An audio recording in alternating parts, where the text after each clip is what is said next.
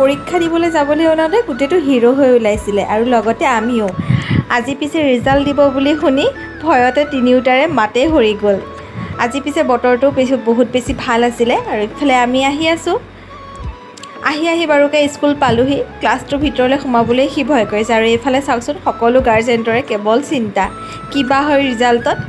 এইফালে ৰিয়ানৰ পাল পৰিছে, সেইফালে ভিতৰত মাতি আছে আৰু ময়ো এয়া ৰিজাল্ট আনিবলৈ বুলি ভিতৰলৈ সোমাই আহিছোঁ। কি যে হ'ব।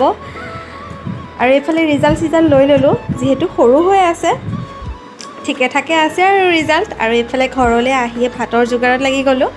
আহোঁতে বাটতে মোৱা মাছ কেইজনীমান পাইছিলোঁ আৰু এয়া লৈ আহি হালধি পাতত দিয়ে দিলোঁ একেকোবে।